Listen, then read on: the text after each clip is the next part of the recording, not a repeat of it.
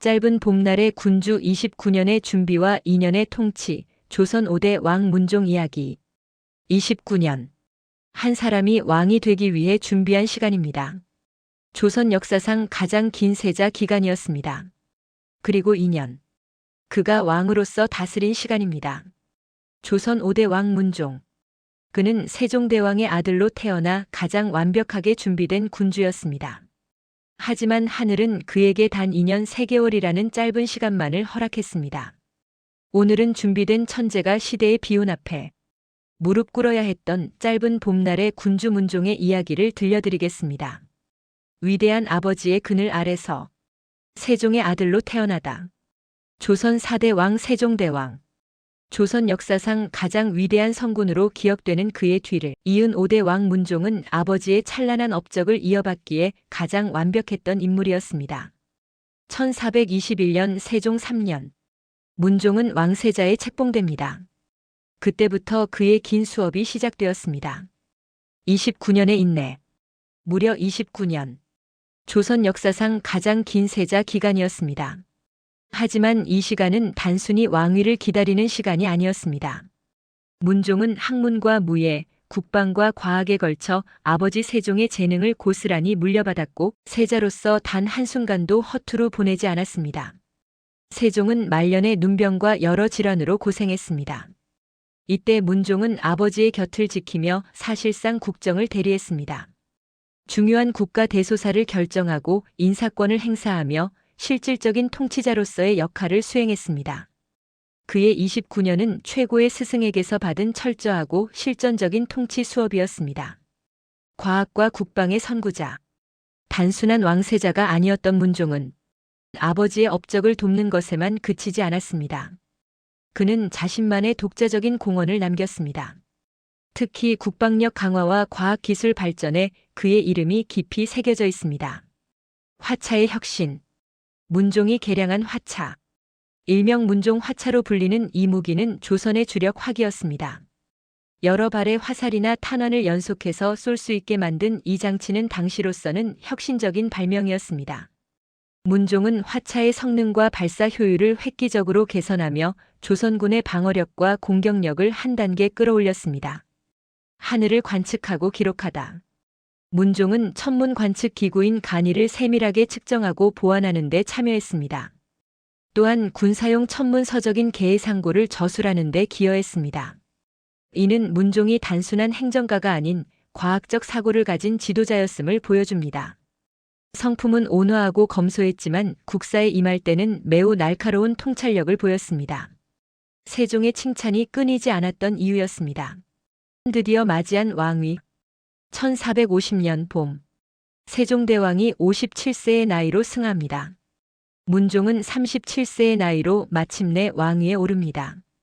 29년의 긴 준비 끝에 맞이한 왕의 자리였습니다.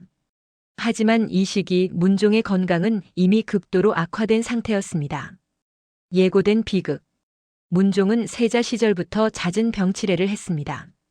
아버지의 병구안과 국정 대리 업무로 인해 이미 심신이 지쳐 있었습니다. 왕위에 올랐을 때 그에게 남은 시간은 얼마 되지 않았습니다. 짧지만 완벽했던 통치. 그럼에도 불구하고 문종은 안정적인 통치 능력을 보여주었습니다. 세종의 유지를 받들어 대외적으로는 명나라와의 관계를 원만하게 유지했고 대내적으로는 민생 안정에 힘썼습니다. 즉위 후에도 군사 제도를 정비하며 동국병감을 편찬하여 조선의 군사 전략을 체계화했습니다. 그의 통치는 조용하고 흠이 없었습니다.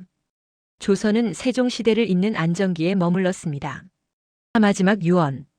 병색이 짙어진 왕의 침실. 즉위 후 2년이 채 되지 않아 문종의 건강은 급격히 악화되었습니다. 그는 자신의 병이 깊어 회복이 불가능함을 직감했습니다. 그리고 어린 아들 홍위, 훗날 단종에게 왕위를 물려줘야 하는 운명에 절망했습니다. 문종은 알고 있었습니다.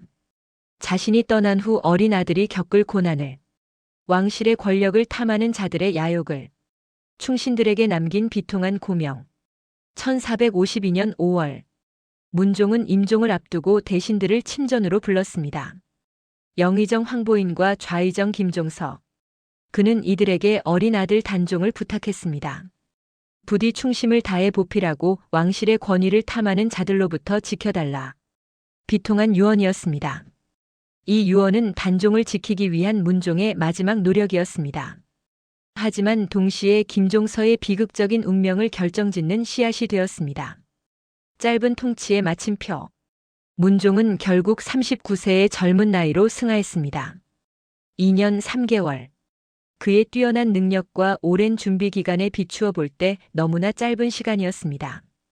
그의 죽음은 조선의 안정기를 끝내고 어린 단종과 수양대군의 피비린내 나는 권력 다툼, 계유정난이라는 폭풍우를 예고하는 서막이었습니다. 가장 완벽했지만 가장 비운의 군주. 만약 문종에게 최소한 10년의 시간이 주어졌다면 어땠을까요?